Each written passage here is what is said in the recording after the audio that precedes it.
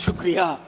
जब आप कहते हैं ना इतना मिनट, तो लगता है कि फांसी से पहले पूछा जा रहा है। नहीं सर, बता तेरी रजा क्या है। बहरहाल thank you honourable deputy chairman sir, vice chairman sir.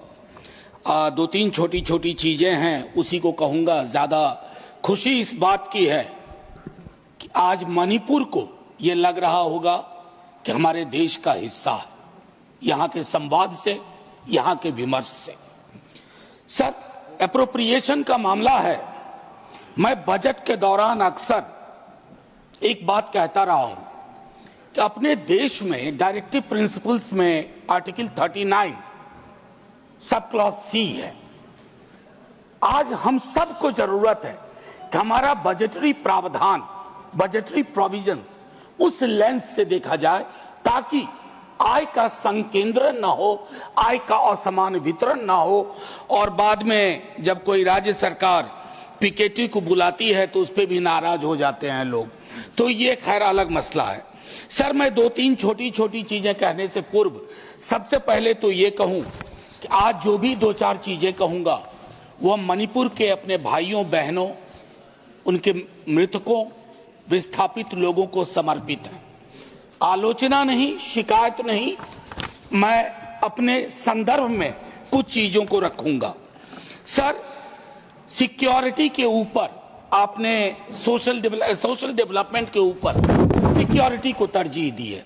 मैं सिक्योरिटी फिनोमेना को नजरअंदाज नहीं करना चाहता, लेकिन तह में अगर जाएं आप, ये मई 23 में क्यों शुरू हुआ?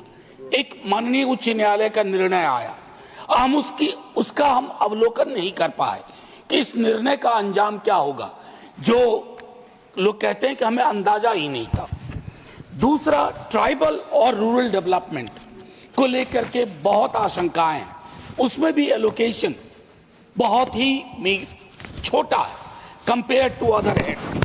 डिजास्टर प्रोन स्टेट है सर, हमारी सुलता जी कह रही थी स्ट्रेटेजिक इंपॉर्टेंस का स्टेट है, लेकिन डिजास्टर प्रोन भी है। वहां पर आपने 50 करोड़ रुपए मात्र एलोकेट किए हैं। ये it doesn't speak very good about us. और ट्रांसपेरेंसी, अकाउंटेबिलिटी पर कई चीजें मैं बाद में आऊंगा।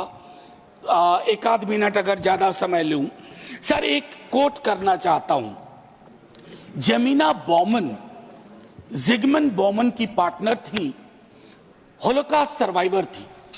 उन्होंने एक लाइन लिखी विंटर इन द मॉर्निंग में, the cruellest thing about cruelty is that it dehumanises its victims before it destroys them, and thus the hardest of the struggle is to remain human in inhuman condition. इसका तर्जुमा अगर अपने हिसाब से करूं, क्रूरता के साथ सबसे क्रूर चीज यह है कि अपने विक्टिम को खत्म करने के पूर्व उनकी मानवीय मूल्यों को विलग कर देती है। अतः इस तरह के माहौल में मानवीय संवेदना को बचा कर रखना सबसे महत्वपूर्ण है। सर, हम मानवीय संवेदना को मणिपुर के बरक्स बचा के नहीं रख पाए। जैसे कहते हैं ना, देखोगे तो हर मोड़ पे मिल जाएंगी लाशें, मगर इस शहर में तुम्हें कातिल ढूंढे से नहीं मिलेगा। मणिपुर में यही वाकया है सर। मैं एक बात कई दफा पार्लियामेंट के बाहर कह चुका हूं, आज यहां दोहरा रहा हूं। चुनाव के बाद ऐसा नहीं है कि विपक्ष का कोई अलग से प्रधानमंत्री होता है। देश का प्रधानमंत्री मेरा भी प्रधानमंत्री, तो किससे शिकायत करूंगा, किससे उम्मीद रखूंगा? और मैं आज भी कह रहा हूं कि अगर प्रधानमंत्री जी मणिपुर जाते तो स्थिति इतनी विस्फोटक नहीं होती। प्रधानमंत्री का पद और कद दोनों बड़ा होता है। आप मलहम लेके जाते, मलहम, आपकी मौजूदगी मलहम का काम करती है। ना जाने क्यों बचपन से पढ़ते आए, कश्मीर से कन्याकुमारी, मणिपुर से मध्य प्रदेश, ये सर नफरत के बारूदी कारोबार ने इस देश को बहुत ऐसे संकेत दिए हैं जो अच्छे नहीं लगते हैं सर, प्रीतिकर नहीं लगते हैं, अनसेटल करते हैं, परेशान करते हैं। मणिपुर इसका उदाहरण है, देश के अलग अलग हिस्सों में इसके उदाहरण है। मेरा सिर्फ इतना कहना है सर, आज तक कोई मुल्क तरक्की की राह नहीं चल पाया अगर उसकी समुदाय के लोग, अलग अलग समुदाय बारूदी नफरत के कारोबार में लगे रहे। ये सीखना होगा सर। सर, लोगों का भरोसा मणिपुर में संस्थाओं से बिल्कुल उठ सा गया है। ये मैंने अपनी आंखों से देखा है सर। मैं संसदीय पार्लियामेंट्री ग्रुप ऑफ मेंबर्स के साथ गया था सर। मैं वहां के गवर्नर साहिबा से मिला, हम सब मिले सर। उनके अंदर जो भाव था, जो पीड़ा थी, वो पीड़ा मैंने दिल्ली दरबार में नहीं देखी सर। दिल्ली दरबार में उस पीड़ा का शतांश भी होता तो आज 2 वर्ष तक मणिपुर को इंतजार न करना पड़ता इस बहस के लिए, इस बातचीत के लिए। शायद आज उन्हें लग रहा हो, एक संदेश गया हो कि वो भी इस देश के हिस्सा है, क्योंकि काफी डिलेड रिस्पांस रहा हमारी ओर से।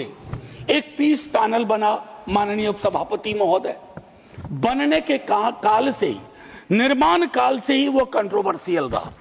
उसके कंपोजिशन को लेकर के, उसमें जो अलग अलग सदस्य थे और उसमें जो भावनाएं थी लोगों की, लोगों ने कहा कि इस पैनल को, और वो पैनल एक भी दिन काम नहीं कर पाया। सर, कल्पना करिए माननीय उपसभापति महोदय, जलते हुए मणिपुर में, हिंसाग्रस्त मणिपुर में एक पैनल बना पीस का, और उस पीस पैनल की एक मीटिंग ना हो पाई हो।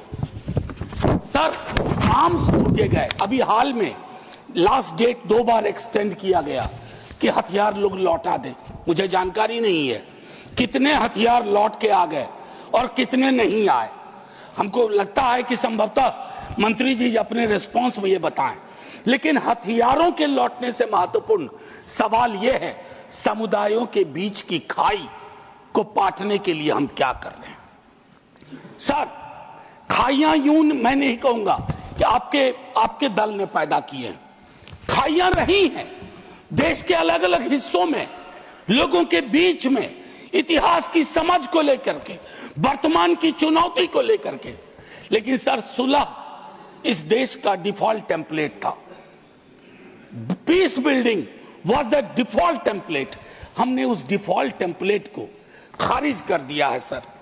क्षेत्रीय असंतुलन जो सामुदायिक असंतुलन में भी तब्दील होता है, और वो सारी चीजें, उस तरह के असंतुलन समुदायों के बीच की दूरी को और बढ़ा रहे हैं। मैं अंत में आपके माध्यम से सिर्फ ये आग्रह करूंगा माननीय उपसभापति महोदय, देश में पॉलिटिकल पार्टीज की आयु सीमित होती है, सरकारों की आयु सीमित होती है। आज आपको एहसास हो रहा होगा आप अगला भी जीतेंगे, लेकिन उस अगले का कोई अगला होगा, उस अगले के अगले का कोई अगला होगा, वहां जीत के गाड़ी रुकती है। इनकी रुक गई। मैं सिर्फ इतना कहूंगा कि देश का मिजाज, अगर देश में अलग अलग हिस्सों में मणिपुर जैसे हालात रहेंगे सर, तो हम $5 ट्रिलियन की इकोनॉमी किसके लिए बना रहे हैं, क्यों कोशिश कर रहे हैं $5 ट्रिलियन की इकोनॉमी। सिर्फ मेरा एक आग्रह और होगा कि मणिपुर को लेकर के अभी भी वक्त नहीं बीता है, ऑल पार्टी डेलीगेशन एक जाए अलग अलग इलाकों में, कुकी समुदाय हो, मैती समुदाय हो, उन्हें वहीं रहना है, मिलके रहना है। जैसे नॉर्थ इंडिया में जिन समुदायों के बीच में नफरत की फसल बोई जा रही है, कोई कहीं नहीं जा रहा, यहीं रहना है। तो यहीं अगर रहना है तो शांति से रहना होगा, न्यायप्रियता के साथ रहना होगा। और अगर हम ये सुनिश्चित नहीं कर पा रहे हैं तो अपने मुंह मियां मिट्ठू बनने की कोशिश कर रहे हैं, तो मुझको लगता है सर कि हम हार जाएंगे। हमारा हारना छोड़ दीजिए सर, देश हार जाएगा, और जब देश हार जाएगा तो हमारे हाथ में कुछ भी हासिल नहीं होगा। आपको इस वक्त के लिए बहुत बहुत धन्यवाद माननीय उपसभापति महोदय। मैंने 2 मिनट आपने ज्यादा वक्त दिया। मैं जय हिंद बोल के खत्म करना चाहता हूं, लेकिन उससे पूर्व 30 सेकंड सर, मणिपुर की इस चर्चा के लिए सारे सदस्यों का धन्यवाद। लेकिन हमारी भूमिका यहीं खत्म नहीं होती है। मणिपुर को यह संदेश देना होगा, you belong to us, we are nothing without you. जैसे एक एक हिस्से के बगैर हमारा कोई औचित्य, कोई अस्तित्व नहीं है। ये मैं समर्पित करता हूं मणिपुर के सभी समुदाय के लोगों को। जय हिंद सर।